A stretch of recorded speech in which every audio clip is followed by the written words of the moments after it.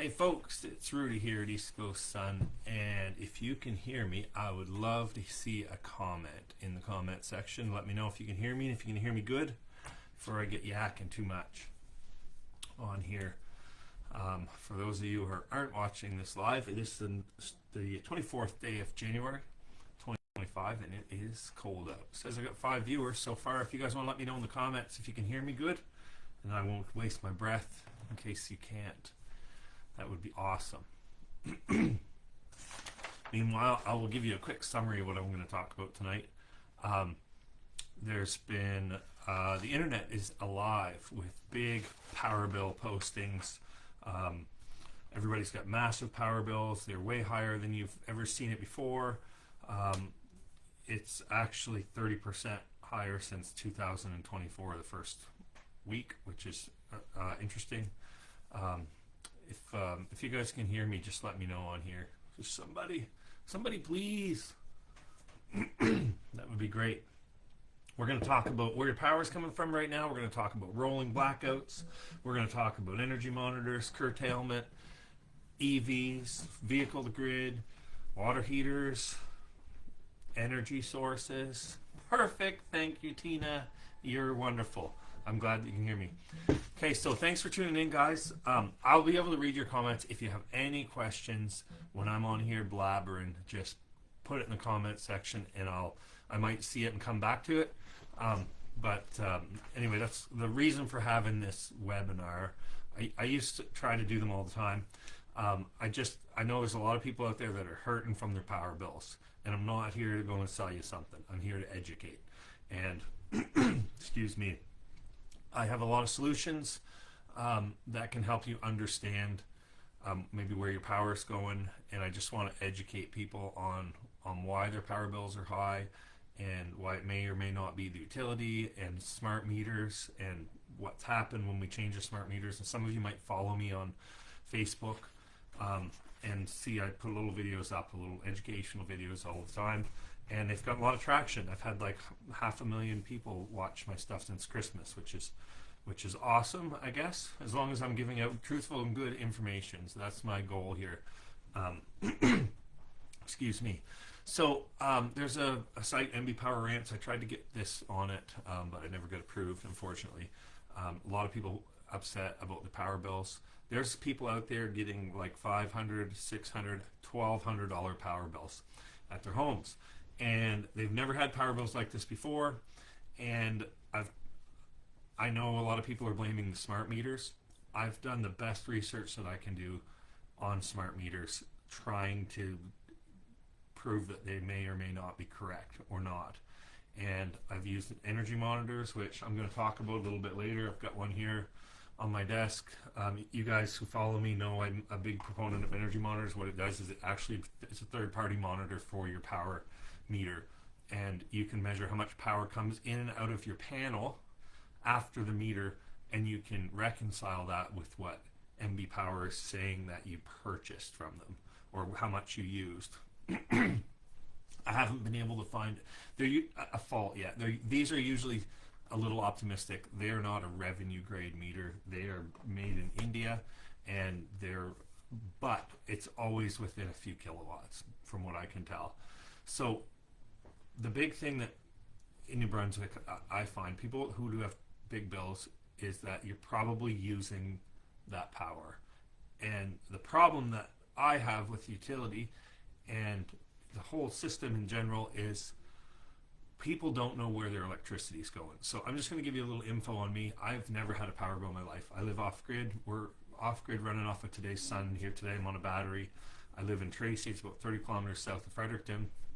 Had this dream, built this awesome log home in my 20s. I was blessed with some good business transactions, and anyways, we built our dream home. We live off grid. I've got 4 boys and my wife. We all live here, and it's awesome.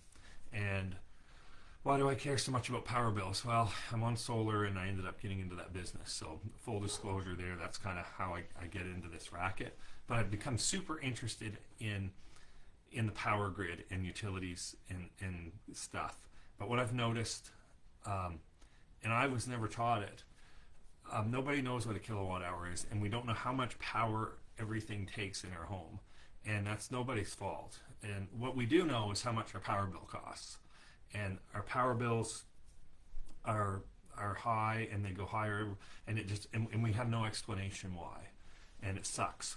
So I've been pushing Susan Holt, and I've been pushing MB Power to promote or maybe subsidize energy monitors such as this, which tell people, these will monitor people's circuits in their home. You can go to each circuit in the water heater, and you can put it on your heat pump, and you can put it on your hot tub, and you can put it on your electric vehicle charger and your fridge and all these loads, and it'll tell you how much money is going out or how much you're spending on these appliances or heaters or whatever, right down to the minute. It'll tell you pennies per minute, dollars per hour, per month, what it trends at, how much you've spent so far. So I think this, like, honestly, these things cost like $230, $220. This is an 8-circuit monitor. I've been installing them. I can't keep up. The problem is, nobody trusts MB Power, and nobody trusts the province to put these devices in, and I want to see it. I think it's going to do a couple things. I think it's going to help people understand their electricity. I think it's going to help them understand how much they're buying and where their money's going, and I think it's going to educate people. And I don't think that anybody will trust MB Power or the provincial government to install these things, because nobody trusts them. I think it needs to be done by third-party ambassadors or the homeowner, because a homeowner can install these. So I think that's one of the biggest problems is we don't know why our power bills are high, and this would help. Now, smart meters. We put the smart meters on, and everybody's bill went through the roof, as far as everybody knows. If you actually look back on how often every year we have an energy increase, they're trying to get 4.75% power increase in April, and they'll probably get it. Last year, 9.7% outside of the variance account, which is another floating rate that can go up or down based on how many storms we had or how much we spent, getting the power back on, etc. Last Christmas we had Hydro-Quebec here helping us out. And that's something MB Power does really good, is get the power back on. Let's all admit that. And then the year before that, I think it was 13.7 that they got. So you can't just add these numbers together and say, okay, well, it's 10% plus 3%. We had a 13% increase. It's actually compounded. So that 13% increase, and then you had a 10% on that. That's 10% on top of the 13.7, and it compounds. So if you do the math on it, our power rates have gone up 30% since the first part of 2024. I think that's correct. So yeah, that's 2 years ago. Yes. So in the last 2 years, our power rates have gone up that much. Now, it was a really cold December.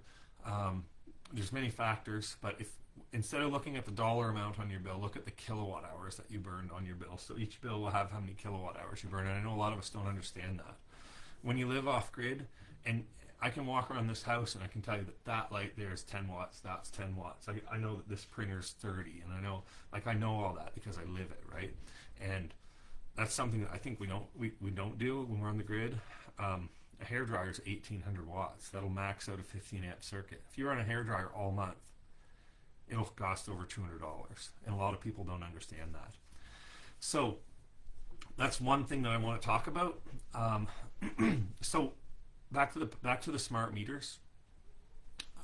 People are, and you know what? There's people out there who I trust, and I see this information go out there, and they'll say my power bill went up, and I didn't do anything. Nothing's changed. Nothing. I was away for the whole month, and absolutely nothing has changed. There's no reason for it to go up. Or they changed my meter to a smart meter, now it's gone up. Well, I don't have the evidence of this, and I know somebody messaged me about testing it, but old meters that mechanical that had the spinning wheel. I remember seeing those as kids, and you know, you could see the thing spin around, and the faster it spins, the more money your parents were spending. I'm 40 years old, for disclosure. There's a theory that those were not reading correctly, and that when they update the meter, that reads correctly now, and that made your power bill go up, but it didn't really. You were getting a deal before.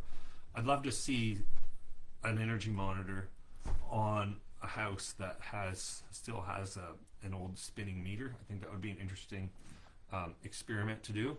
But based on everything that I've done, so I install a lot of solar. We did like 50 or 60 jobs this summer, and I've done like 12,000 solar panels in the province over the last probably 17, 18 years. And we monitor how much power people make, but I also have a lot of customers that I monitor with their energy monitors as well, and I can see how much power the inverters make, and I'm looking at all that data, and you know, I have eyes that most people can't see, and I'm looking for discrepancies, right? I want to make sure that people are making the power that I said that they would, and then I want to make sure that MB Powers, how much we're sending out and bringing back jives, right? So I want to make sure our meters are correct and their meters are correct. So, excuse me. So that's been, you know, obviously there's been a lot of noise around the smart meters and MB Power and stuff, and it's what interests people. So it's interested me. So any questions so far? Just put them in the comments there. MB Power, water heaters are expired, and MB Power doesn't want to replace them. They just change the elements. I've dealt with that myself.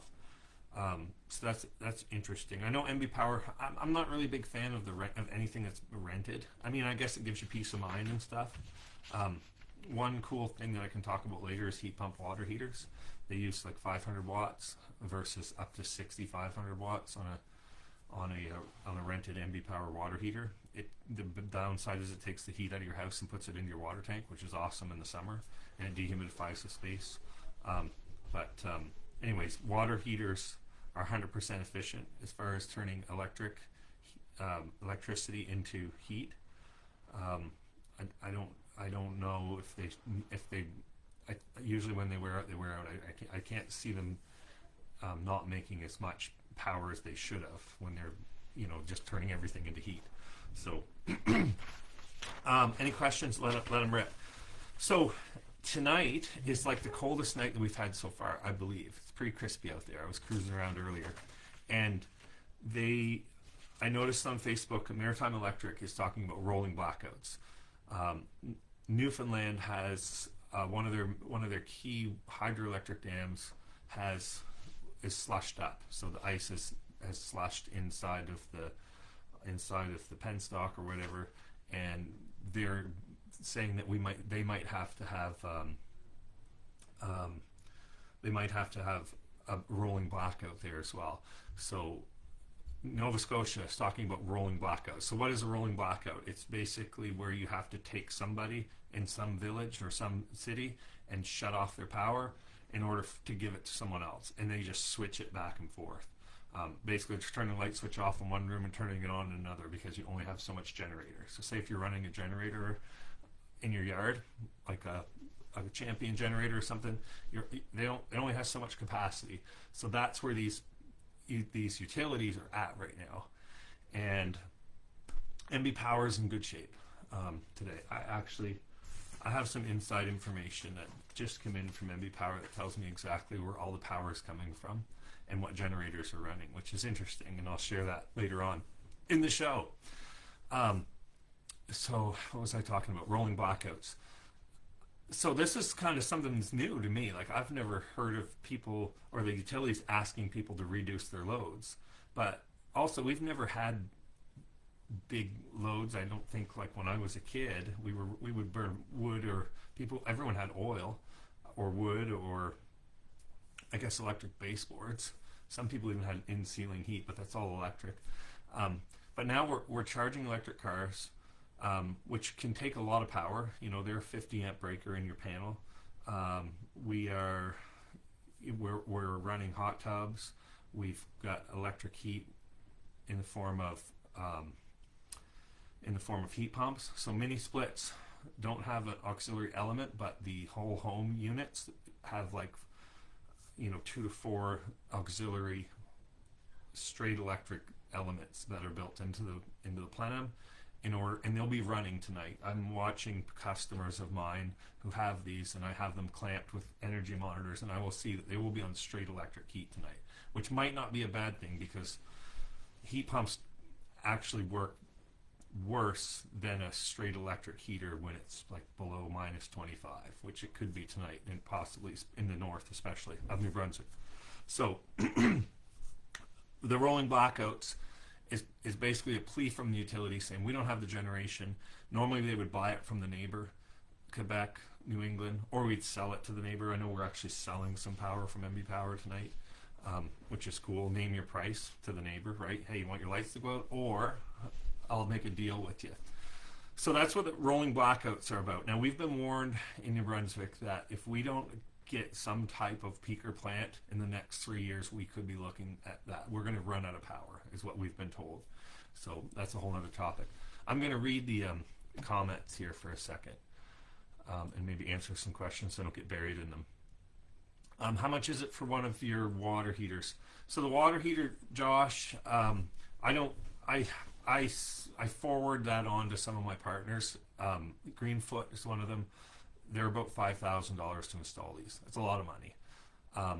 If it's just one person living in a home, the payback on that might not be there. So if you have some kids in your house and use a lot of hot water, and in the summertime you're using AC and you're running a dehumidifier, I've got customers saving $50, $70 a month on these things.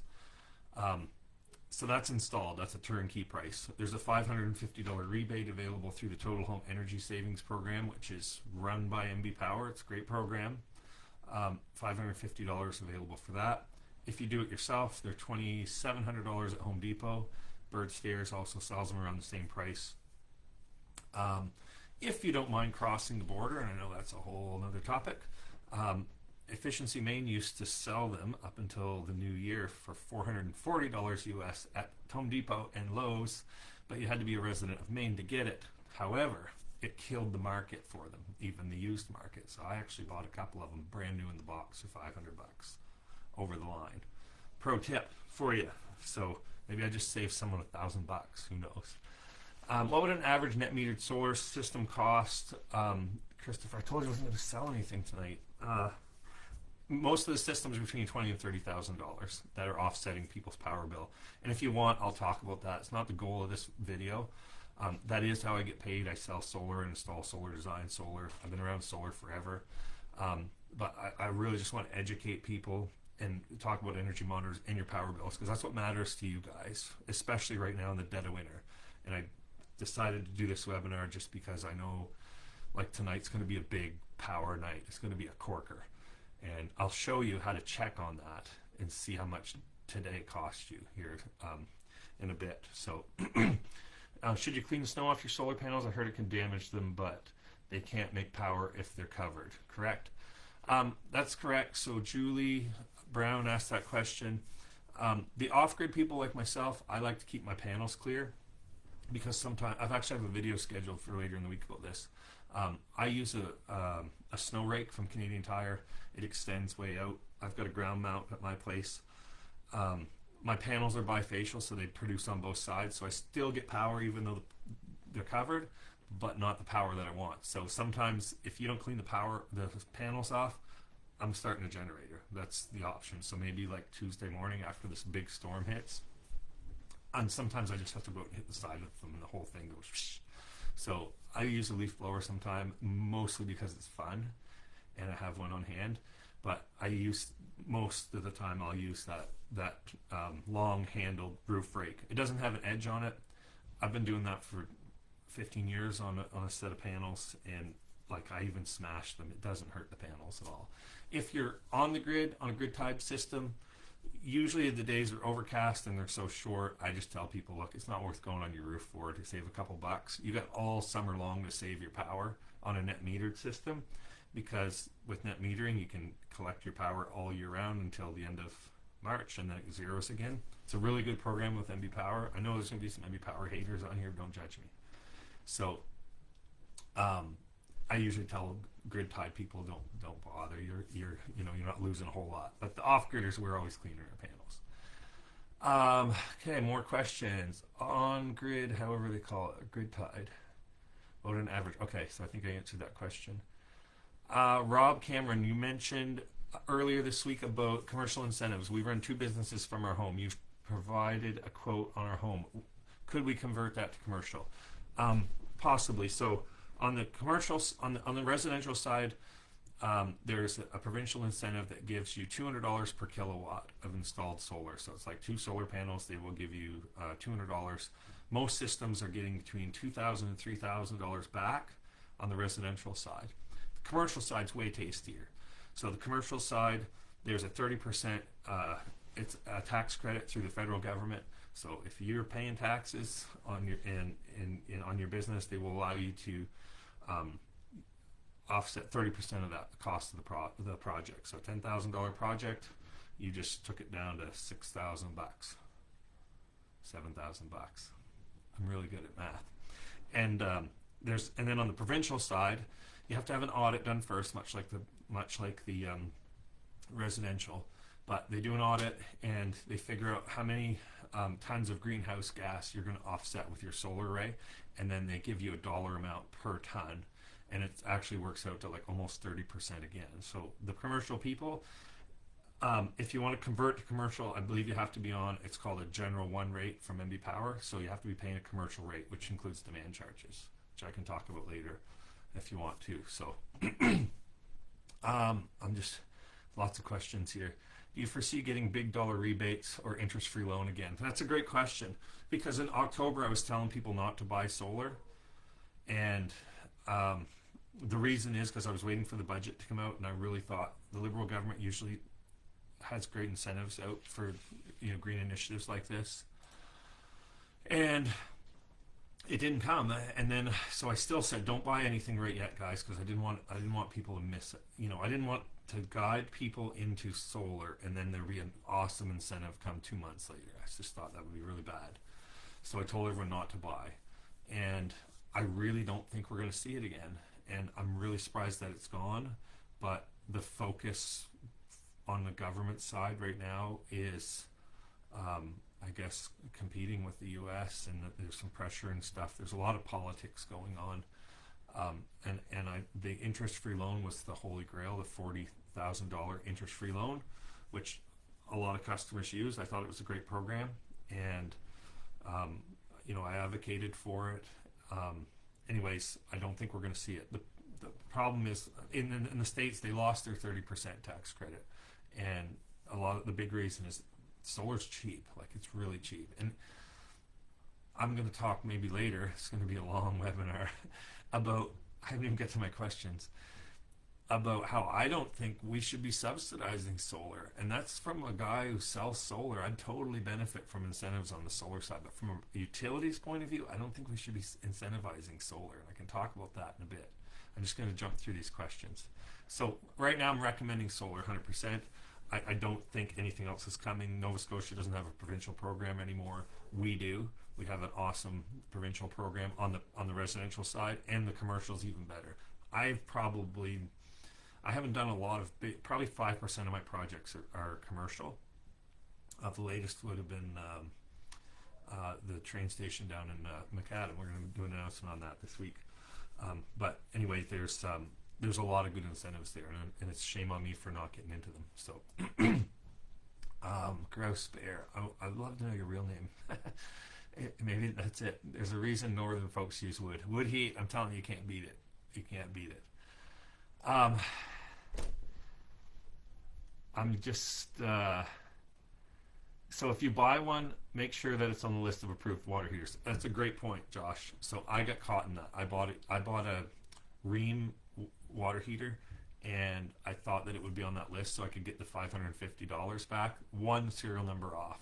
But I only paid $500 versus $2,700, so I lost it on a $550 rebate. If we get someone to do it for you, like Greenfoot, it will be one of those models that's listed. So I'd love to hear some more about the system for home and what the ROI is on a net meter system. Okay, man, you guys are pushing me into selling you solar panels.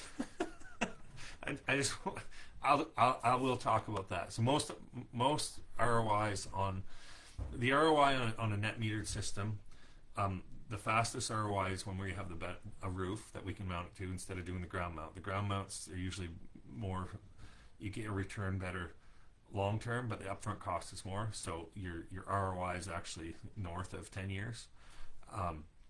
The fastest ROI is a roof mounted system. We don't have to do an electrical upgrade to your panel. We don't have to do dual lug meter base. And you have like a 45-degree roof that's a little bit off southeast. So that's your fastest ROI, and it can be like 8 years. That's with the current power rate. Good. It's a good question. Solid. Okay. Sorry. Yeah, this Christopher really wants to. I don't know if I've sent you a proposal before, Christopher. I'm a little behind on it. So I'm going to. So I get to the first question, which was the rolling blackout. On nights like tonight, it's like all hands on deck when it comes to the utilities, and they are running a lot of things. They're running Colson Cove. Point La Pro is running, which is key right now. I think if Point La Pro was not running, we would be warned about rolling blackouts. So it's very rare. And my MB Power friends are watching this, and they're like, keep your mouth shut, Rudy. But guess what? Rudy likes to tell the truth. And La Pro is running. It's a great day. And it will be shut down again in April, which is just in time for summer. But anyways, Beldoon is running. Bayside's running. Mactaquac, Beechwood, Grand Falls, and Nipisiguit Falls. Would anybody in the comments like to guess where most of the power is coming from the province? Which generating plant is keeping your lights on right now in this internet show running? Like, take a guess out there. I'll get back to that in a second. So sometimes we bring our power from Quebec, who has a lot of cheap hydro, which is, when we say hydro, we used to use that as a term to call our electricity, but hydro is just falling water, right? Water. La Pro, it's a good guess, but you'd be incorrect, Fred Burdock. La Pro's actually in second place right now in La Pro's cheap power when it's running. If you calculate how much it costs to keep it running, it's a different story. But La Pro's is second place for keeping our lights on right now. Where's their power coming from? So we'll get back to that one. You guys can guess in the comments. Next thing, a demand load. What is a demand load? And when we use this word demand, what do the power companies mean? So if you're a commercial customer, you probably know what a demand load is, or what the term demand means. Demand.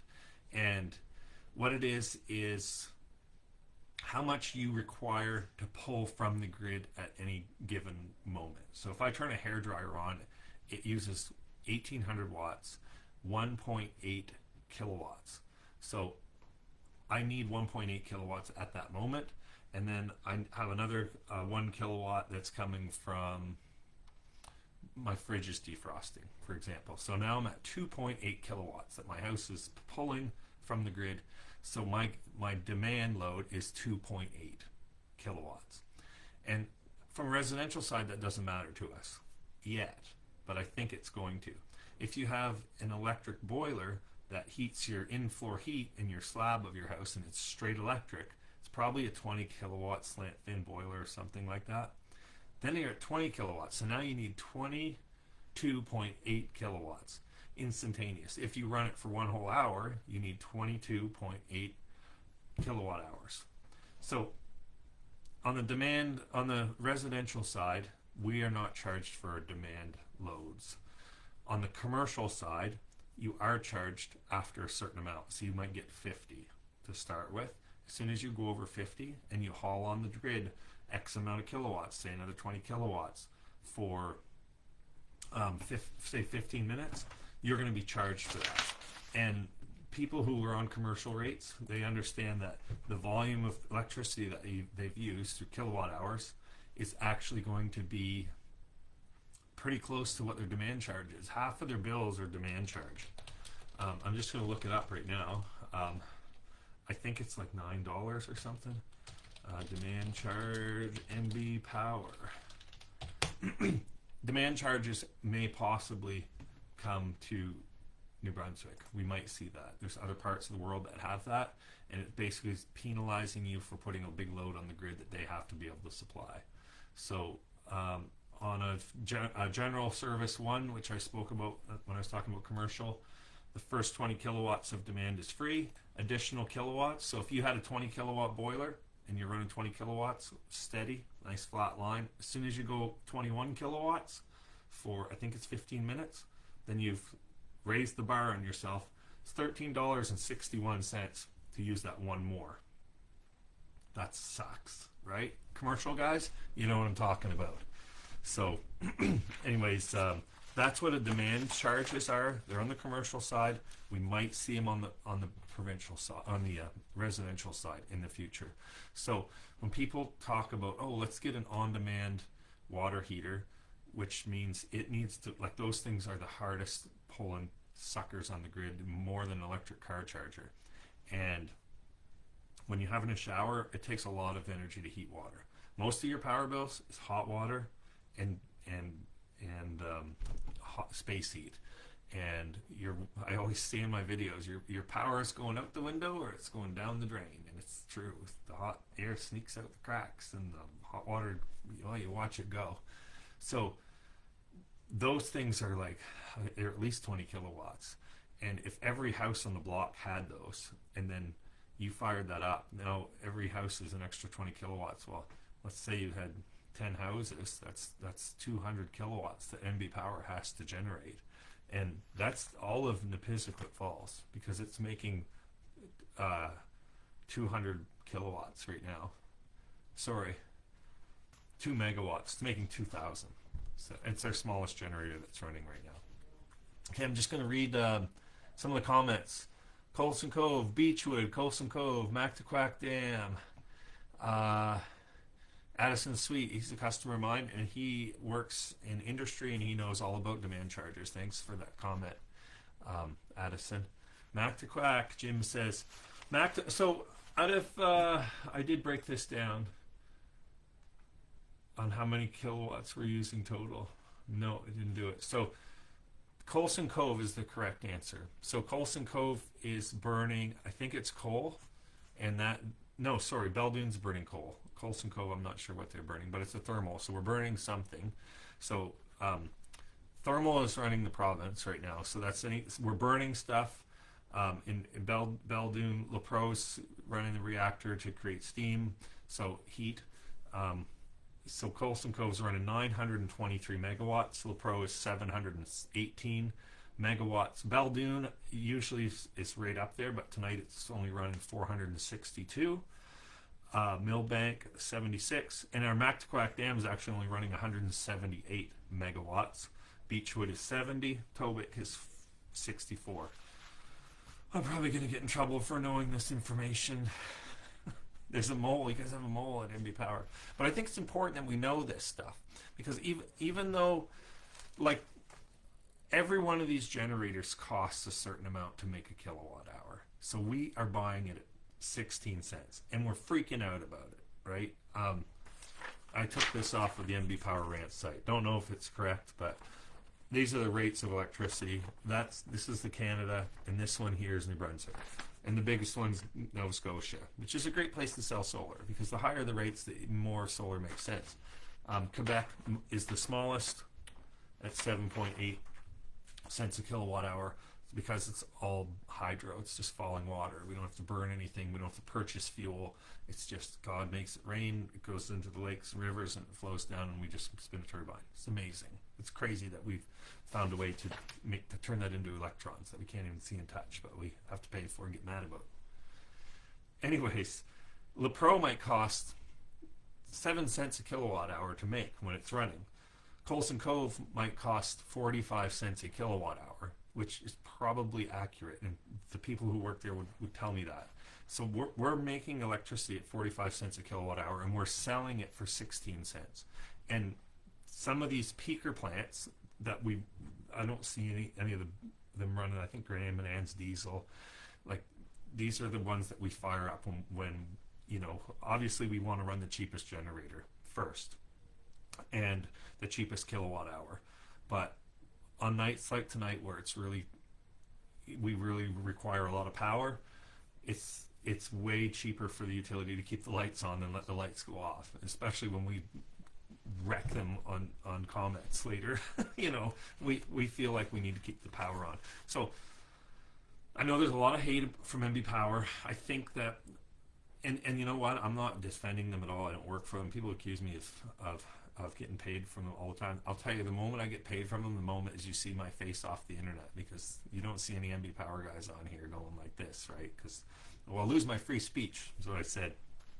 So, there's been a lot of poor decisions in the past with MB Power. LaPro has been a train wreck, and we had an emulsion deal for fuel. I think that was for Beldoon that fell through, and there's still a lawsuit going on that. And we were going to turn seawater into hydrogen and burn that, and that was only an $8 million mistake. And I know that sounds like a big mistake at $8 million, but when you read the annual report with MB Power, we've had some big mistakes.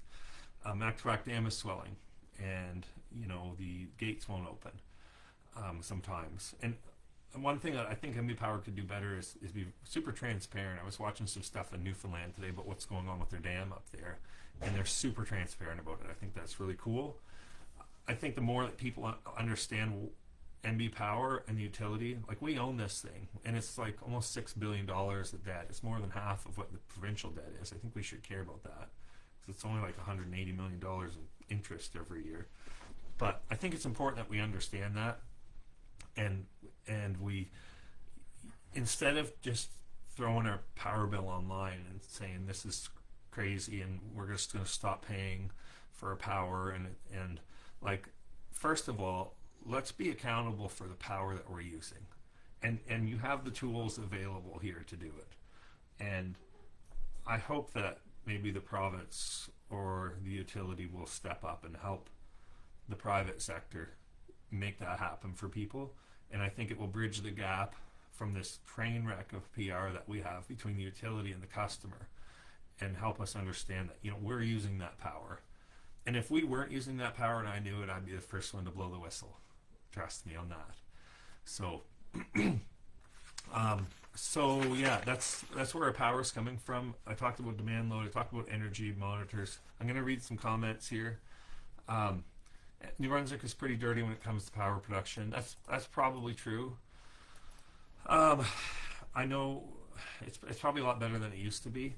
One thing that we've been talking about in Beldoon is burning what's called black pellets, which I think is cool, because we're buying our coal from, I don't know if it's Colombia or somewhere. Someone can fill me in on that. We're not buying our stuff local. We can make wood products local, and I think that's awesome. I think it would. If we could do wood pellets, and I know you're all going to hate on Irving now because they'll jump into that market, but I think that would be cool to burn our own products local. That way, when somebody farts in the Middle East, we don't get hosed on the price of propane or whatever that happens. Anyways, I think that would be cool to be able to control that type of stuff. What about propane on-demand water heater? I like propane and I don't like propane. I use propane for one thing in this house. I use it for our cook stove. Some people heat with it. Some people have commercial rates, and it gets the price way down. Typically, it's really expensive. It's not local. It's a fossil fuel, for those who care about that. I heat my hot water in the summer with a heat pump water heater because it uses very little power, and I have extra sun anyway. In the wintertime, I use either firewood the first half of this winter, and now I have a pellet boiler. And I have like endless hot water. I can take a 16-hour shower on the storage tanks in this house. It's pretty cool. And I'm burning wood, but I'm burning it in like a complete combustion. Like it's really clean burning compared to even firewood. So I know a lot of people use on-demand propane for their hot water. It's great in an off-grid situation. It's an easy thing to do, but typically off-grid, what I'll do is, if I set up an off-grid house, I'll run a heat pump water heater, and then in series with a propane water heater. So at least you'll get preheat out of it with the extra sun that you make. So there'll be a relay that comes on when the solar power is done charging your battery. We don't send it to the grid because we're off grid. So we would have it come on, the relay would come on, turn on the heat pump water heater, make as much hot water as it possibly could. And in the summertime, in my case, it's enough. I have 2 of them running in tandem. A lot of kids here. And if it wasn't there, then a propane hot water heater would top it up. In a grid situation, I don't recommend propane at all, because with the solar you can offset anything electric, which is really cool, until the power goes out. And on a night like tonight, your power goes out. If you're on straight electric, I'm telling you, the solar's great, but thermal energy is the ticket. So Jeff Carr, that's why Coulson Cove is the last to be turned on. It costs the most to run. So thanks for that, Jeff. Jeff would definitely know that. We're losing money right now. The utility is losing money trying to keep our lights on, which I appreciate. Porcupine Falls, yeah. I'm just going to read some more comments here. Tortified wood pellets. There's no producer for those in the Maritimes yet. So Addison works at Marwood, and he's quite involved in the pellet plant there. I know that, so he's probably in the know with that. I'm not sure what. I think they're pre-burnt, aren't they, Addison? The pellets that they might run in Beldoon. Either way, I think it's probably a good move. So I'm going to move on to another term that utilities use. Is called curtailment, and it's kind of a fresh one for me because we don't really hear about it here. But there's actually places in the world that will pay you to take the electricity when they're trying to get rid of it. So when we have places where there's a lot of wind, they actually, if they're making too much power, they will feather the wind turbine blades in order to reduce production. And it's hard on things. And it's better for them to sell the electricity really cheap, or even pay you to take it. So curtailment's a thing. It's kind of interesting. I don't think we're ever going to see it here, but in Ontario they have what's called an ultra low rate, which I hope when we get time of use. So the reason we have smart meters, part of the reason we have smart meters coming into play, is because we're going to have time of use electricity. We can't have time of use until the entire province has smart meters. That's why we have the smart meters. It's not to screw you guys over or anything. It's because we're trying to do what they call grid modernization, and that's part of it. Yes, you can turn power on and off with them. Yes, we can do remote power readings. By we, I mean MB Power. I keep using that word. I'm going to get accused of working for them.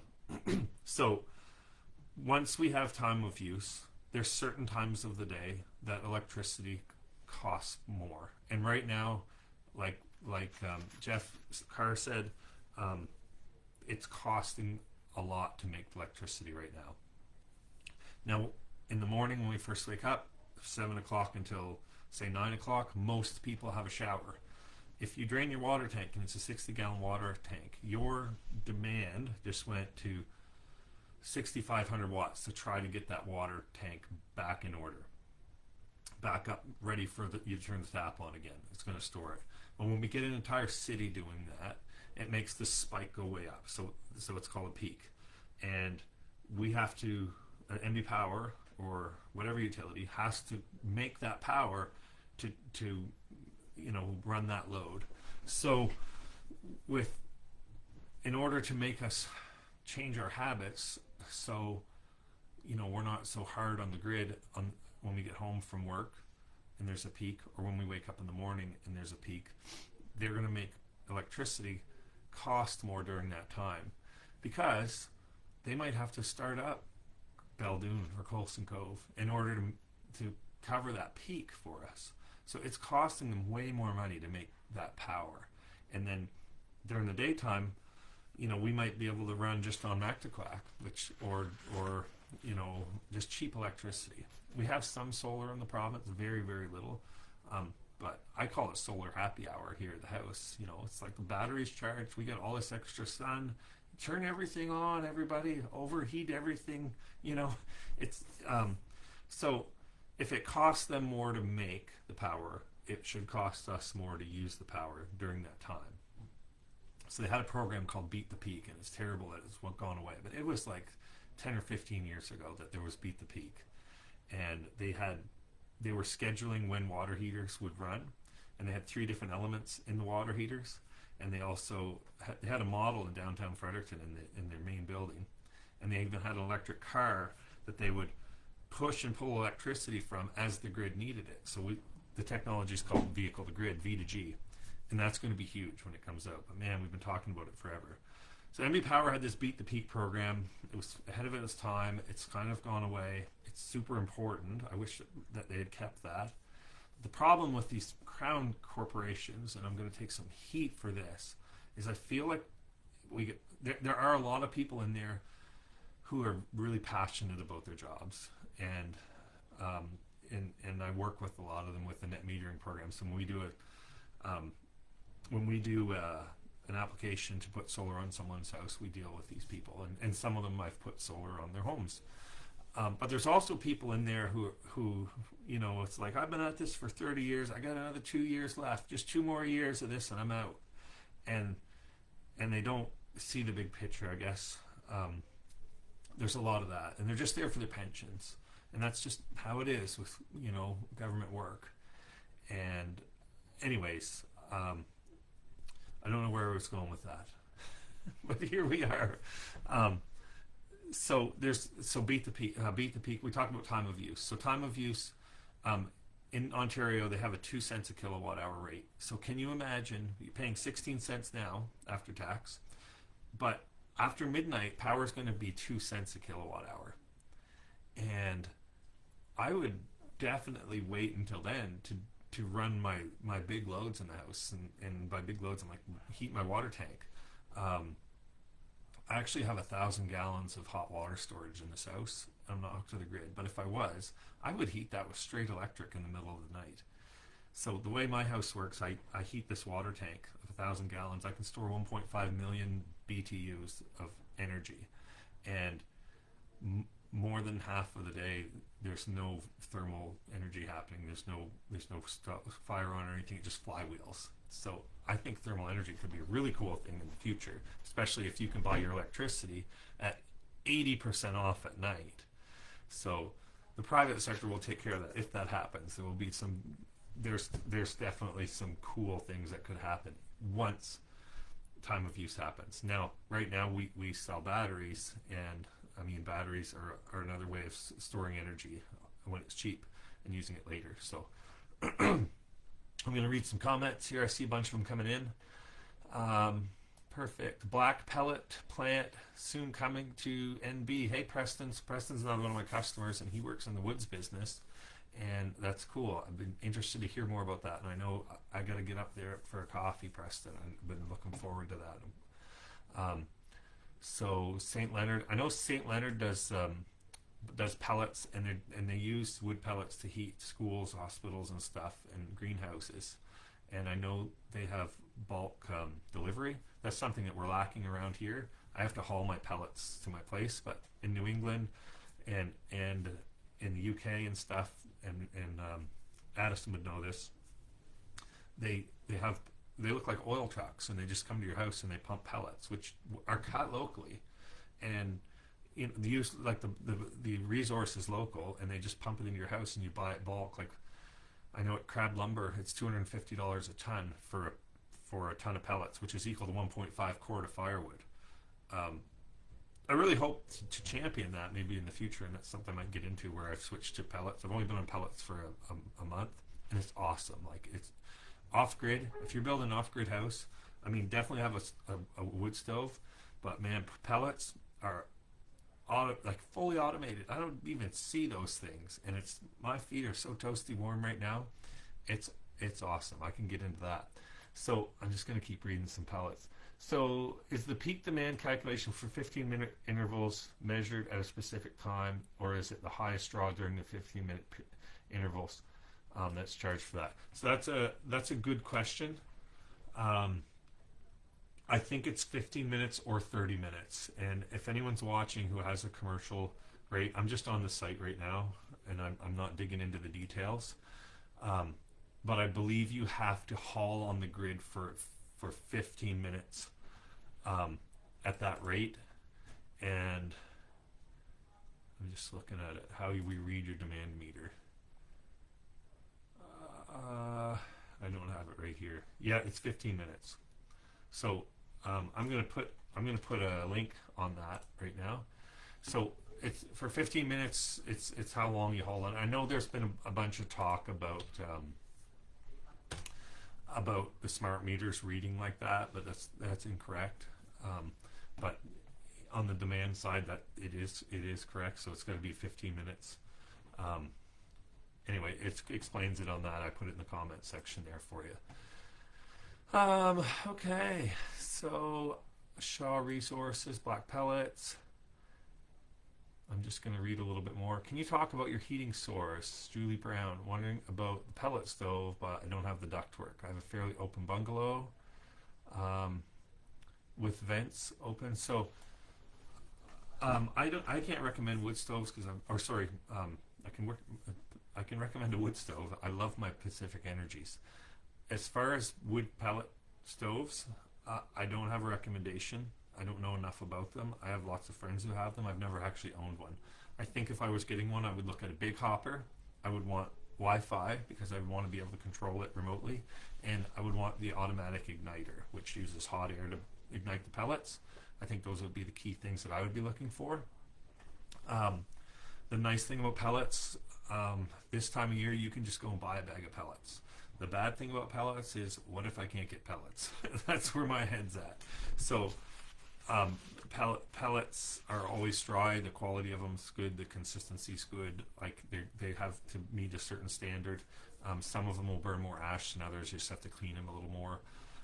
But they're automated, and they burn. They work, and I think it's great. So I heat my house. When we built our house, we did in-floor heat, and so we have to heat water. So however we heat the water, it doesn't matter. I do have a propane boiler here. I used it for 2 weeks. The kids put crushed rock down the exhaust pipe, and now it doesn't work for the first 2 weeks, which is great because it was very expensive. I switched to a wood boiler. Then I switched to a secondary burn wood boiler, which has a gasification, burns the smoke at like 2,000 degrees. It's very awesome, but I had to keep putting wood in it all the time. And we were burning 12 cord of wood. Now, people are saying, holy smokes, that's a lot. You betcha it is. That's a tractor trailer load of wood. Now, we're heating 5,200 square feet of floor. It's a big house, and there's a lot of us here. And we heat a hot tub with it. And we heat our domestic hot water when the solar can't keep up with it. And there's 6 of us here. So anything that's warm in this house comes from some type of burning of a pellet or firewood. So, and it's a log home, and it's not the tightest thing. It's definitely not ICF. The basement is. So Harman pellet stoves are the top of the line stoves, best in the market. Great. Thanks for putting that in there, Addison. Addison would know. He's in the pellet business, guys. And then we've got a friend of mine on here that's helping me out. I appreciate that, Gaston. Reports to NB Power every 15 minutes. So Gaston makes, I don't know if he's still in the electric bicycle business or not, but he knows his electricity. So Tucker says, I've been told that these grid-tied solar systems don't actually alleviate any strain on the grid. They only take some dollars off your bill. Is this true? If so, can you explain it? Absolutely. So the way net metering works in New Brunswick is we don't even require a battery on a house. So we'll put a solar array on a home, and when the sun comes up, the electricity will power the home first. It'll do all your loads first, which never comes through the meter. It's all behind the meter. So you don't have to charge tax on that. Nobody knows how much power you're using. You can run your grow up on it. Did I say that out loud? We've accidentally done some.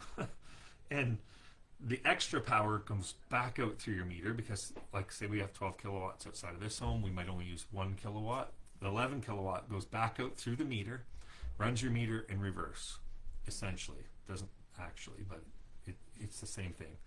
And the neighbors buy it. And it might be 10 neighbors around you that are buying it because it's just upping the voltage, sending it out onto the grid, and it's just going to the next customer. And NB Power sees their meters go, they're just charging them the same rate. Doesn't matter where the electricity came from, they probably don't really know. All they know is how much electricity came and went from your meter. So then it's calculated. So in the summertime, you might make 10 times the power than you needed. So now they put that in an account, well, in your net metering account. And it's not money, it's kilowatt hours. And you can store those kilowatt hours all summer long. And typically in October is where most of the houses start to go the other way. So you start using your heat a little bit. Well, now, and the days are shorter. So it's an awesome program. And it's probably going to change because they've been trying to change it for a little bit. And we haven't seen it yet.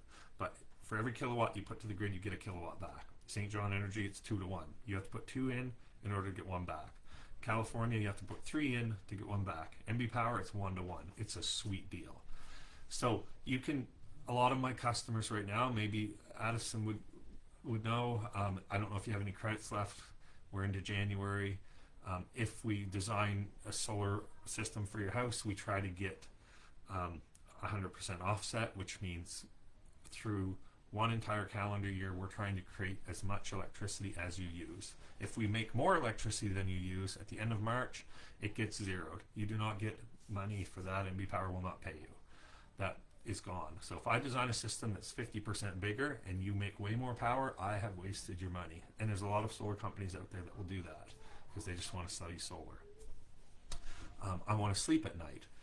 So I don't think that answered all of your question.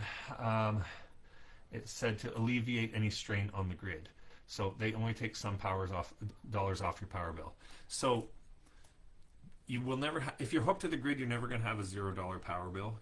There's a $29 fee called the service fee and then tax on it that you'll never get rid of. So if you're hooked to the grid, you're going to have a service fee, but you're also going to pay tax on the power that you pull from the grid. So everyone who has solar right now, Preston and Addison on here, Matt McPherson, he's on here too. So, which is awesome. Thanks, Matt. We've been pretty good on ours, not 0 at March, but close. So we tried to size Matt's system to be 100%, and it sounds like he rolled into March with owing a little bit, which is better than having it all erased. So, where was I going with this? I lost my train of thought. So these customers right now don't have batteries. Any of those customers that I mentioned, they don't have batteries on their home. No. And right now they're buying electricity from NB Power to run their lights, TV, this stream, and they can be using it from their stash that they made in the summertime. But they can use that power. So they've essentially use 0 kilowatts. However, they keep track of the power that you pull from the grid at night and on cloudy days, and you're charged tax on that power. And when you put it back, they do not give you the tax back. So it's only 5%. It's not very significant right now. Some people say, oh, put a battery in and you won't have to send it back and forth. Well, batteries are a lot of money, and 5% tax on the power that you only use on cloudy days and night is not a whole lot of money. It was 15%. One of Susan Holt's election promises was to make it 5%, which took off the provincial side of the taxes. I don't know how long that's going to last. Deep down inside, I don't want it to, because it makes the electricity worth more. When the electricity is worth more, the solar generators make more expensive commodities, and the ROI comes down. So, and I don't pay for electricity. So, I'm still on that same question that I want to talk about. So alleviating strain on the grid. That's actually one of my things on here. I've installed 12,000 solar panels in this province, in Nova Scotia. I don't think any in PEI. But out of all those solar panels that I've installed, which would be over 2 megawatts, probably 2 to 3 megawatts, none of that is taking a strain off the grid tonight. Zero of it. It's dark outside. Unless somebody's feeding their power back to the grid through a battery, which there's zero incentive for them to do, but there is in Nova Scotia, which is another story. So we're not alleviating anything off the grid. One of the things I have here is that we should not be incentivizing the utility. From the utility's perspective, we should not be subsidizing solar at all. it's awesome for the homeowners. It's a great thing and anyone who has solar. And I appreciate you guys chiming in here. Some of my customers are showing up. They'll agree, and they're the ones to talk to. Don't talk to me about solar. I'm a salesperson, apparently. So talk to someone who has it, and they'll tell you if it's worth it or not. But from a utilities point of view, they still have to have the generators in place to make this power that you're using right now. And all you did was use the power whenever it was convenient for you. So they've been talking about making changes to the net metering because it's not fair to the rest of the customers. Because us with solar we're generating electricity. They're not making tax off of it when we're using it, and we just send it back to the grid whenever we want. Well, they might have a cheap generator running that they plan on making a little money off of, and here we are dumping power out to the neighbor, and the neighbor's buying it from us, and they're not getting an ROI on their generators, and they have to have these generators in service for cold nights like tonight, or dark nights, or rainy days. So from my point of view and my knowledge, I think we should be subsidizing storage, and I think that lithium ion storage right now is crazy cheap, and they can push to the grid, and electric cars can push to the grid, and I think we should be looking at like mass chemical, which is what our lithium ion stuff is. We call it chemical storage. I think we should look at that, and I know that like Australia and California have all looked at that, rather than maybe putting in $1 billion peaker plant. If we can put a 16 kilowatt hour battery on each house, which is the typical one that we would install, it's a 320 pound battery. We've mounted to the side of the home, and you can float power outages. It'll run the entire house, but you can also feed it back out to the grid if you want, and dump your power that you made during the daytime out to the grid. In Nova Scotia, they get paid huge dollars for that. It's dollars on the kilowatt versus cents on the kilowatt. Like, it's huge money the guys in Nova Scotia are getting on these pilot projects for batteries, because they're able to help the utility. So instead of $1 billion peaker plant, $1 billion will put 100,000 homes on a 16 kilowatt hour battery. Like, it's crazy. And I wish that some economist or someone smarter than me could run the numbers on that for us. As a taxpayer in New Brunswick, I think that would be maybe a smart move, because you know what? The homeowners might pay for some of that, because now we can use the power when it's more expensive during the day, and then we can give it back to the grid when they need it, and we can make big bucks on it. Imagine buying a kilowatt hour for 16 cents and selling it for $3. That's what's happening. So I wish that we would look at that, and I know we have to modernize our grid in order to get there, but I think that's important. So sorry, Tucker, that was a huge answer to that question. Solar is great for the homeowner. It's excellent for the homeowner. So I'm just going to scoot down through the questions here. Addison ran out at the end of December, but 2025 wasn't a great solar production year either. Lots of rain. I'd like to look at your system, Addison, because I know in like August I know in Bathurst we were 25% higher than what I predicted. I thought it was a pretty good solar year. Gaston, what is your go-to for a 10 or 12 volt lithium iron phosphate battery? So I would never do anything 12 volt. To speak to that, most things that we've been doing now have been 48 volt. I don't recommend any. If you're going 12 volt, it's like small cabins and stuff like that, and that's not something. It's hard to make money off of people who are only spending $1,000. I'll be honest, and there's so much time in the day. So I know the Cabin Depot has a lot of that stuff, 12 volt, 100 amp hour. Everything that we would be doing are 48 volt, and it would be 280 amp hour to 312 right now. And the only reason we're still using 48 volt stuff is because it was all based on the 12 or the 2 volt architecture of a lead acid cell. And in the future, and I say the future, but last week I actually installed a high voltage battery in Harvey, 400 volts DC, lithium, of course, and that's where everything's going. It's going high voltage lithium batteries, and we don't have to have these massive cables going up to the inverters. And the inverters are silent. Everything's just more efficient. So that's where we're going. Like for a 16 kilowatt hour battery, just the battery is like $4,300 right now. the sucky thing about putting batteries in homes, when I do a quote for somebody and they said, I'd like to have a battery backup, typically we're adding $13,500, tax included. And you're saying, holy crap, why is it that much? The battery's only $4,300. Well, in order to do a whole home backup, we have to have a means of disconnect between the meter and the inverter and panel. So the inverters actually go between the meter and the electrical panel.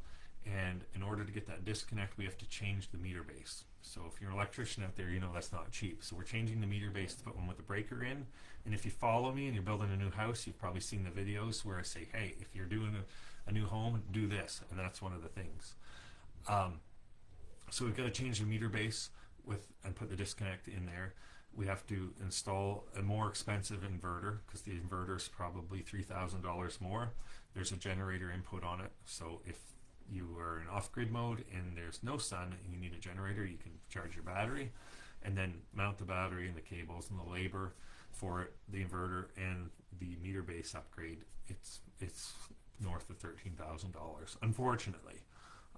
So on a new home, or if someone's just doing a crucial loads panel and not doing a whole home backup, we can make it cheaper.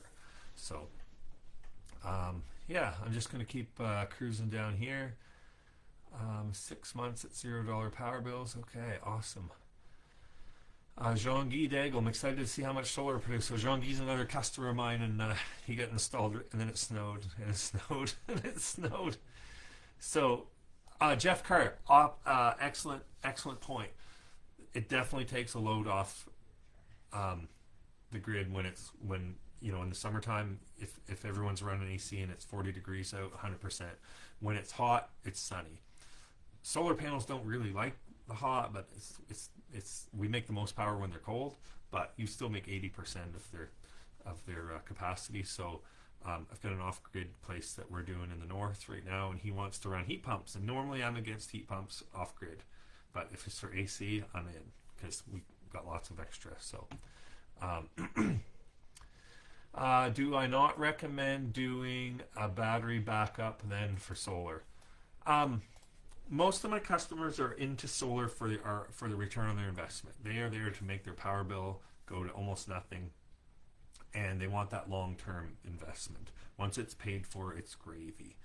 To add if you're adding a battery to a solar system right now, in New Brunswick, I will say that if you're from Nova Scotia, and I'm going to be doing some selling in Nova Scotia because I'm super interested in what's going on down there. In New Brunswick, the only thing you're adding is convenience. For power outages, you're going to save a little bit of the tax, but it's really not worth talking about, in my opinion. So if you're going to put solar in and then you're going to spend $20,000 on a whole home backup generator that costs $100 a day in propane when the power's out, guess what? We're putting a battery in, and I will talk you into that all day long because that's what I would do. Every house is my house. When I come to your house and I do an estimate and I look at it and I measure things, that's my house. And I'm going to do exactly what I would do. So if I'm there, if I want to off-grid it, then you got to have some good batteries. But we're changing your heat source because I don't want to sell you a great big system. You're going to change your heat source. If you're going to do, like I said, the whole home backup, we're going to do a battery instead. If you're putting solar on, which is most of my customers, just to save money, and protect yourself from the rate increases because you don't really get affected by those anymore. We're not doing a battery. When time of use comes along, and battery and the electricity costs twice as much at night as it does during the day. By night I mean like 5 to 7, and in the morning, we're doing a battery probably. We're going to model it, and we're going to figure it out, and then we're going to see. We're going to know that. And then we can do this in St. John right now because we can store the power in the battery, and instead of sending the power back to the grid and only getting half price for it, we can put it in the battery and then use it later instead of paying full price for it. So with MB Power, the next chess move that they make, it's the battery every day of the week. Time of use, change the net metering program on me, give us an ultra low rate overnight. It's battery every day of the week. But right now, I'm not doing a battery. I might do a battery ready system, but so that's another discussion. But even if we let's say they had an ultra low rate that comes out with an an ultra low rate that's overnight that is introduced with time of use billing when all the smart meters are installed. I can probably put a battery on your home without solar and it's going to make sense because we can grab that cheap power at night and keep it and save it for the morning, right? So super interesting stuff. Tucker says, if I want to start a solar business, how do I go about system design? Installing a solar system is relatively straightforward for an electrician with solar experience. However, the design part seems quite involved and potentially expensive for a sole proprietor. I just hire me. There, done. I use Open Solar. I can give you a little bit of secrets with that. A lot of the companies are super customizable, and it can be a steep learning curve. But if you have experience with solar, obviously you said you do, which is great. That would be my first thing, is to say get on some roofs, live solar. Like, that's a big thing that a lot of people don't do. They don't live it, and there's a lot of things I might not understand. But I use Open Solar. There's Aurora. There's a whole bunch of different ones that you can use. I like Open Solar myself. So Gaston's got a 1 kilowatt EcoFlow. That's cool. Okay, does it cost more to add a battery versus at the time of installing solar panels? Great question, Rob. I'm going to talk about microinverters a little bit. Batteries store power in DC power. So there's AC power, alternating current, which fluctuates like that over 60 seconds, 60 hertz, and then there's direct power. Solar panels make direct current. Batteries charge and store energy at direct current. If you want to put a battery in the future, I do not recommend doing microinverters on the roof, because now we're switching from DC power, which is the solar panels, and we're inverting it. We're making 240 volt AC, and we're bringing that to the ground, and then they have AC batteries for this, which converts it from AC back to DC, where it can charge it, and then when you want to use it again, it changes it from DC back to AC. You might lose 3% on every conversion. You convert it 3 times before you can use it on your battery.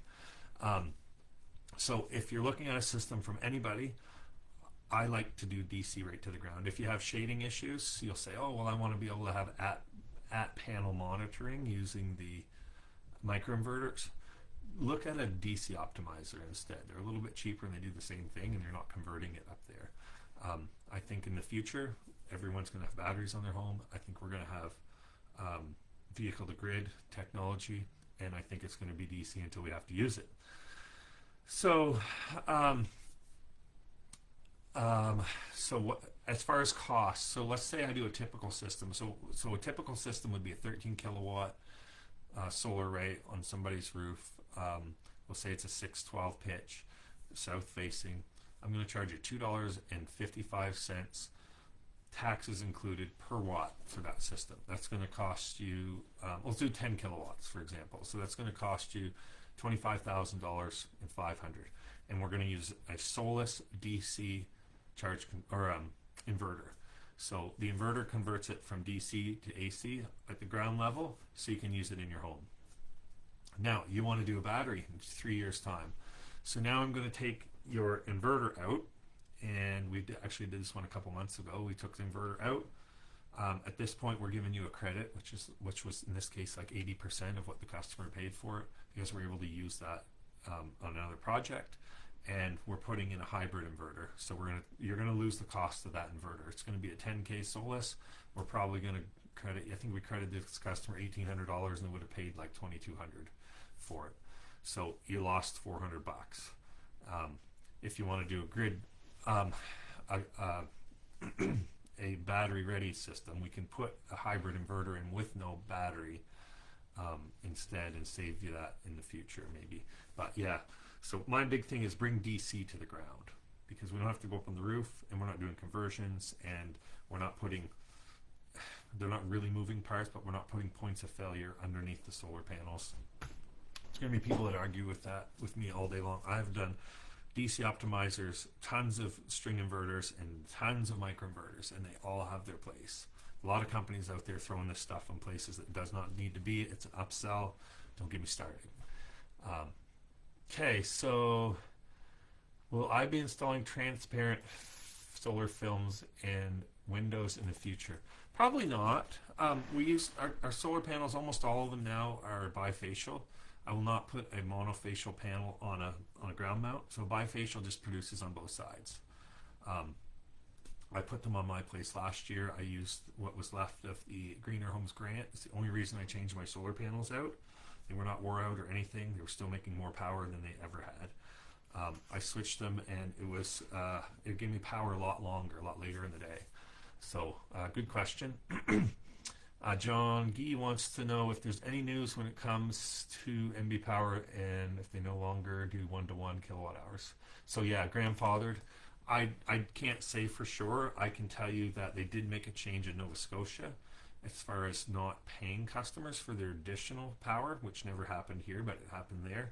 People made investments on their solar arrays in Nova Scotia with the anticipation of getting paid for the credit. Then the utility decided we were going to take that away. So we had customers that had a lot of money out there, and they expected to, this investment to pay off based on this contract, and it went away. There was a revolt. It lasted 3 days, and it got reversed. I can tell you, I will lead the revolt in New Brunswick if that happens. And in California and anywhere else where they do NEM, which is net metering agreement or something, it's always been grandfathered. And there's not a huge amount of customers in New Brunswick on solar, probably 3,000 maybe now. It's been doubling every year. I can see that 100% being grandfathered. There was a meeting about it once, and then a whole bunch of MB Power employees wanted estimates, and then I installed a bunch of them, and I cornered them on it. I said, "What happened? Why after today is there like 10 new estimate requests coming in?" So, Andrew Craig, you're kind of my customer, I guess. Andrew Craig was a recovered job. I'm glad we got him going. What do you recommend for an alternate heat source for backup or grid outages? No, that's a good question. That's probably on my list. When I talk about off-grid, let's say when your power's out, well, you're going to be off-grid. I give people the options of pellets, firewood, propane, or oil. And those are the things that most people are going to go to in a power outage. So pellets are great. I know Andrew has a battery on his system, and a pellet stove is probably pretty cheap to install. They don't need to have a great big chimney system. The chimney system is, I think they call it direct vent, so you can put them in relatively easy, and you can run a circuit off of your battery because you have a hybrid solar system there, and that doesn't take a whole lot of power. The most power a pellet stove is going to take is on the self-igniter, which would be like 1,500 watts. And once it's going, that's not on anymore. It's just your auger and your fan, and that doesn't take a whole lot of juice at all. So Rob would like me to come and see him in Rexton. That's awesome. Cool. I need to make a note of that. Can I explain a little bit on pure sine wave compared to modified sine wave? So Tristan Calhoun would like to know about this. So I hardly ever talk about modified and pure sine wave inverters anymore because everything's gone pure sine wave. But in the past, anything that I sell is pure sine wave. So that's when your inverter is making your power. It basically digitizes the AC curve, and it just makes it for really clean power. When I start a generator, it's like it's not gone through. It's not digitized, we'll call it. So the power is dirty. So on cheap inverters, like an Eliminator 12-volt inverter that you would get from Canadian Tire, that would be a modified sine wave. It might not light up your LED light bulbs. I know when I start my generator, my fridge light doesn't come on. What the heck? So, yeah, I don't deal with anything but pure sine wave. But anyways, if you have sensitive electronics, I wouldn't recommend the modified sine wave at all. So some companies are offering optimization no matter what as part of the standard install. Is that wasting customers' money? Tucker asked me that. 100%. I 100% agree. If you have a ground mount in the middle of a field and you have a 45-degree angle and you've got it perfect and there's no shading on that whatsoever, there are companies out there that are putting DC optimizers on the back of every panel, probably a Tygo. I use Tygo optimizers, but I only use them if it's in a place where I know I'm going to get some shading, and I can't mitigate that on a 4-channel, because all these string inverters I use, most of all of them have 4 channels, so I can do 4 different areas. But when I have one open field and I know that that's going to get almost no shading at all, and I'm putting an optimizer on there, it's costing you $80 to put a Tygo optimizer on the back of that panel. And if you run the math on it, they actually make more power. Then the payback on it's about 80 years. I don't have 80 years left in me. Probably don't when I'm 10 years old. So I think you're wasting people's money. I know that they fail. It's great that you can see panel by panel production on each one with a Tygo DC optimizer, but you really don't need it. And you know, if you're nerdy and you got to have it, I'm nerdy. I don't have to have it though. Then you know, it's just adding a point of failure. It's an upsell. They're making money every time they put one of those on. I don't agree with it. I will argue with someone over that. So great question. Craig Ryan asks, have you heard of the net metering net MB Power has in their latest rate application will be optional for net metered customers? Sounds like net metered customers will automatically be enrolled. I've read about that, so I think it's optional, and I checked with net metering on that probably 2 weeks ago, and it's never been pushed through. So what he's talking about is basically it's a program where if you want to buy green power and pay a little extra from MB Power, then you can do that. But it sounds like it was an option to be able to do that. So out of all the hydropower that we have today, I would call that all green. There's not a whole lot of it, but anyways, that's about that. And if you've been following the rate hearings that have been happening right now, so it's where they sit with the Energy and Utilities Board versus MB Power, and they fight about why rates should be higher or lower. We just lost Irving out of there for some reason. Irving used to be one of the guys that were in there kind of protecting low rates because they want to be competitive in the industry, and they bailed out of that. And it might have something to do with them wanting to get the Energy Act changed because they're doing wind power up in Juniper. Another story for another day. Julie Brown, what if you already have microinverters? No option for the 3% loss. Good question. I have a lot of customers that have microinverters on their home and they want to add a battery. Most of these companies like Home Miles, Enphase, they have options for what they call an AC battery. It's probably your best bet. We're not going to go and take the microinverters off and make it a DC coupled system. We'll do this, what's called AC coupling. It's probably your best bet. It's not how I would do a brand new design, but it's the cards that we've got to deal with, so it's definitely doable. So anyway, I'm going to try a couple more questions here. I've been at this an hour and a half. I'm sorry. Holy smokes. Thanks for hanging in. So I talked about not incentivizing solar and incentivizing storage. I think that's important. It's not good for my business. I guess if I get into storage more, which I'd like to. How can vehicle to grid help during high demand, just like home storage?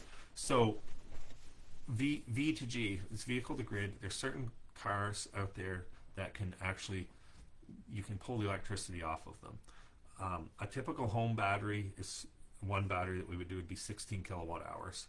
An F-150 Lightning long range, I think, is 135 kilowatt hours. Can you imagine having that hooked to your house to charge, but then there's a call from the utility grid or the power goes out, and being able to use 135 kilowatt hours off of your truck instead of 16 kilowatt hours that you just had in your house? So there's systems out there now. SIG Energy is one of them that we've been looking really hard at that have a vehicle to grid module, and there's certain vehicles that you can use that with. If you're in Nova Scotia and you're on their battery program and you were able to send 100 kilowatt hours back to the grid at $3 a kilowatt or $10 a kilowatt hour, like crazy money when they need it, I think it's going to be something that's really cool. So I don't want to confuse you with that, but basically it's bi-directional charging from an EV that's integrated into your solar stuff. So I've got a few more things here I guess I can talk about. I talked about auxiliary heat with heat pumps. Um, yeah, peaker plants, I talked about that. Wood pellets, we talked about that. Um, I think I started this on energy monitors, and maybe I'll finish on that. You guys can ask some questions in here. Maybe I will pitch myself a little bit. So if you're just joining in, so how do I get paid for what I do? I do system design and solar installations, off-grid installations, hybrid installations, and I partner with different people who I've trained and done consulting for. So on the bigger commercial stuff, Greenfoot Energy, I've been working with them quite a bit. They're going to be doing my installs for the energy monitors, and on the hybrid stuff and battery related stuff, I work with a couple of my best friends, Mr. Sun Renewables, and they've been absolutely awesome. I'm usually on the roofs with them. Most of my days I'm doing estimates. So if you're interested in a solar system, and I build these proposals through Open Solar, which I spoke of, through my company East Coast Sun, and I build a system and I price it based on the information that I have from Google Earth, and I get the azimuth and the pitch of your roof and all that, and your power bills, and I just see what I can do if that was my house. And then if it's something that you're interested in us installing for you, I know a lot of companies don't do this, but I always go and I visit the customer and I introduce myself. I think that's really important, and I'm accountable to the jobs that I sell. And I look at the house and we do a structural engineer report on every home. I measure the roof with a tape measure, not a drone. I get up on the roof and we do that, and I pretend that house is mine. And sometimes, like I just went to a place in Harvey this week. He wanted a 37 kilowatt system. It's a huge system for residential, and I just pretended it's my house, and there were some other companies in there, and they said, yeah, well, we can do this size system, and I knew that he's burning way more electricity than he needs to. His first step, I designed him a system, but I don't want to put a system in that big. That's his first step. Energy monitor, and look, he's going to put that in his meter, and it's going to clamp all his different circuits and his mains, and he's going to know exactly how much power is going where. And I think that he's going to do that himself. He's going to spend the $250 or whatever. I think he's going to get his $250 back in the first month. I think that's going to be his best return on investment. And I think he's going to find some places where he can really save. And you've heard me do this in my videos, defense before offense. He's going to save a bunch of money. Now I don't have to sell him as much solar. So I'm always telling people, I'm trying to sell less solar. And that's what I would do. Solar's expensive. It's way cheaper to conserve. Don't conserve and suffer because of it. Don't turn your heat down to 10 degrees and tell the kids to get their sweaters on. But there's a medium there. If your house isn't insulated, don't put solar in and heat it with baseboards. That's an extreme case. But if you're running baseboards, maybe look at a heat pump before we look at solar. Let's get our loads down, and then we'll do some solar. So that's I guess that's what a site visit will do. I just pretend I live at your house, and then we figure out what I would do if I lived there. And a couple reasons not to get solar. You live in a jungle and there's a lot of trees around. You're not going to live in your house for 10 years. That's a good reason not to get solar. There's a lot of good reasons to get solar, but I'm just trying to think of being a devil's advocate here. So why don't you recommend heat pumps for solar systems? I do. I do recommend heat pumps, but I don't recommend heat pumps for off-grid systems, Tucker. I thought I would mention that. Just because when the going gets tough off-grid, it's not going to... Typically, the heat pumps will heat until about October, and a heating load is you just can't count. You're going to get a week of no sun, and you're going to get an ice storm, and it's going to be minus 20, and you're not going to have any electricity, and you're going to start a generator to make your electricity, and you're not going to want to run a generator to run your heat pumps. So solar, off-grid. On-grid, I totally recommend heat pumps, just to be clear with that. So do I recommend energy monitors for every circuit in your home or just the big loads?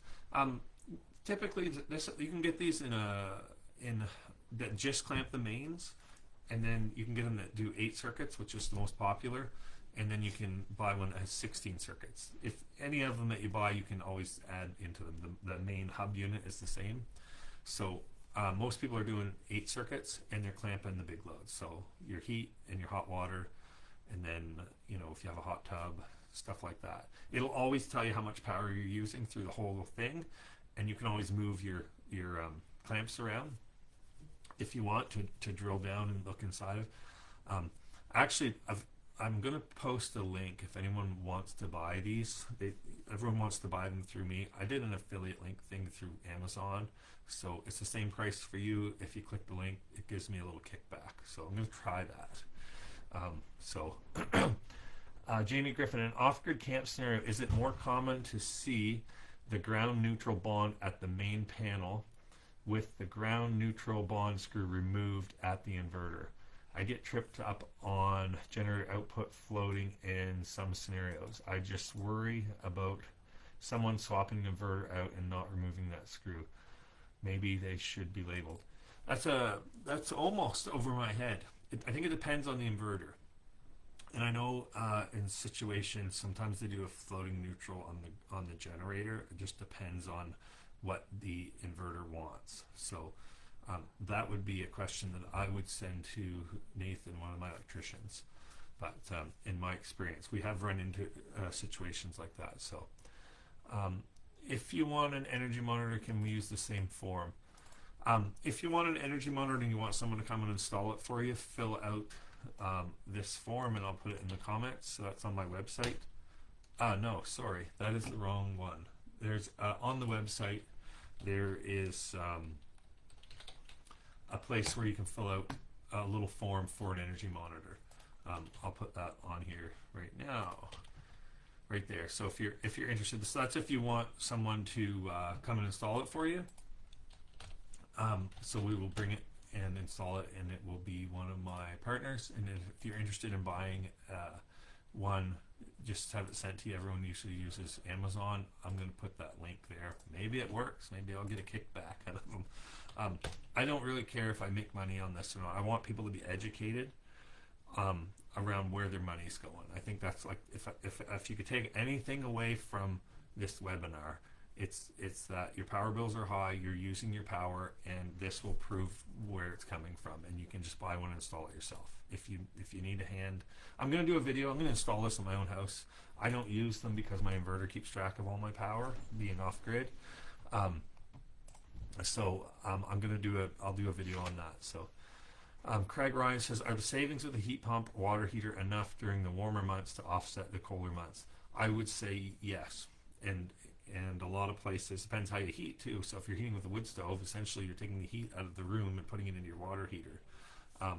Everyone who I know who has them don't regret having them at all. I think they're excellent. I run two in parallel with each other, so I heat 100 gallons of water. And the reason I run two is because when my battery gets full in my off-grid house, I only have a short window of 12 kilowatts of power that basically shuts down if I don't use it because I don't have a grid to send it back to. So I just crank on all my happy hour loads and I just try to heat as much water as I possibly can. I'm just going to sift back through the questions here, guys. Do I like my new pellet boiler? The new pellet boiler is awesome. It should have been done years ago.